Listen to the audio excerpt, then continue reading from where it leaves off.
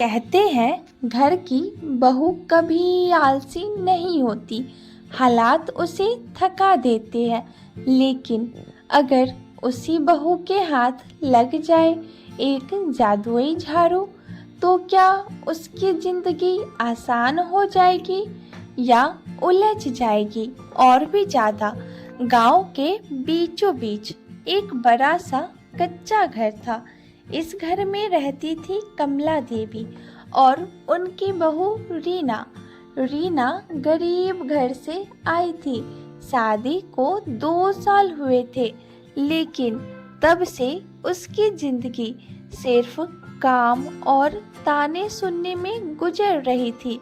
सुबह 4 बजे उठकर पानी भरना, खेतों में मदद करना और फिर पूरे घर की सफाई, सब कुछ रीना अकेली करती थी।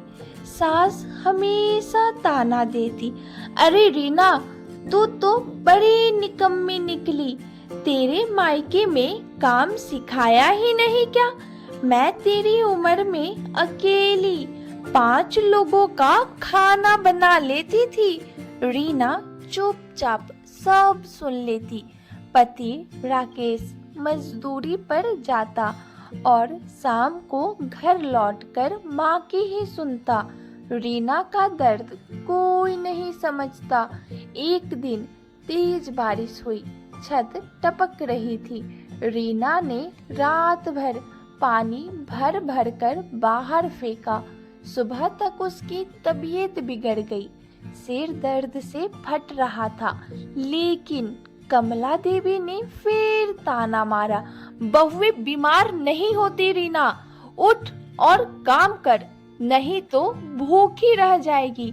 रीना की आंखें भर आई। वो मन ही मन सोच रही थी, क्या बहू होना गुनाह है? क्यों सास हमेशा दुश्मन बन जाती है? उस रात रीना आंगन में अकेली बैठी थी।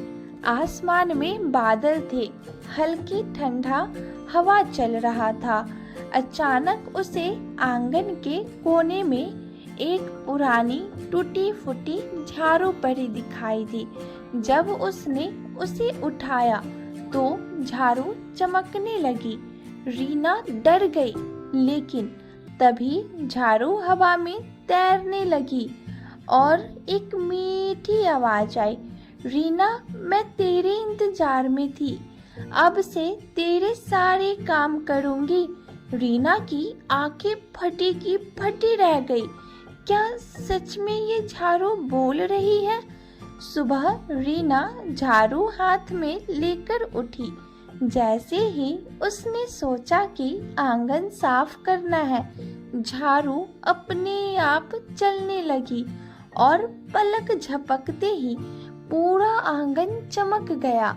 किचन में बर्तन अपने आप धुल गए, चूल्हा जल गया और रोटियां बन गई। गाय का दूध अपने आप उबलने लगा। रीना दंग रह गई। उसने सोचा, हे भगवान, ये तो चमत्कार है। कमला देवी ने देखा कि रीना आराम से बैठी है और घर पहले से ज्यादा चमक रहा है। उन्होंने गुस्से में कहा, बहू, ये सब काम किसने किया? तू यहाँ बैठी है। रीना घबरा गई, लेकिन झाड़ू ने धीरे से कान में कहा, सास से सच मत बोलना, बस कह देना कि ये सब खुद कर लिया। रीना ने वैसा ही किया। सास ने शक से देखा, लेकिन चुप रही। दिन बीतते गए। रीना अब खुश रहने लगी। सारे काम जादुई झाड़ू करती और रीना को थोड़ी फुर्सत मिल जाती। वो आसपास की औरतों को सिलाई कढ़ाई सिखाने लगी, बच्चों को पढ़ाने लगी। गांव की औरतें कहने लगी, रीना तो बहुत गुणी है। लेकिन कमला देवी को ये सब देखकर जलन होने लगी। उन्होंने सोचा, ये बहू अचानक इतनी तेज कैसे हो गई? जरूर कुछ राज है। एक दिन कमला देवी ने चुपके से रीना को देखा। जैसे ही रीना ने झाड़ू उठाई, झाड़ू अपने आप चलने लगी। कमला देवी की आंखें फटी की फटी रह गई। अरे ये तो जादू है, बहू के पास कोई जादुई झाड़ू है। अब उसके मन में लालच आ गया। उन्होंने सोचा, अगर ये झाड़ू मेरे पास आ जाए तो मैं सारे गांव में रानी बन जाऊंगी, रानी। रात को जब रीना सो रही थी, कमला देवी ने झाड़ू चुरा ली। जैसे ही उन्होंने झाड़ू उठाई, झाड़ू बोली, मालकिन अब मैं आपकी हूँ, बोलो क्या काम कराऊं।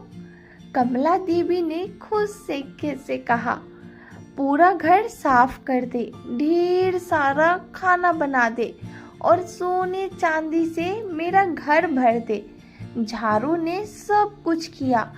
घर में चमक आ गई, लेकिन धीरे धीरे घर की दीवारें टूटने लगी, अनाज सड़ने लगा और सोना चांदी धूल में बदल गया। कमला देवी घबरा गई। झाड़ू बोली, मैं लालचियों के लिए नहीं बनी, मैं सिर्फ मेहनती और नेक दिल इंसान की मदद करती हूँ। अब तुझे सजा मिलेगी। इतना कहकर झाड़ू गायब हो गई।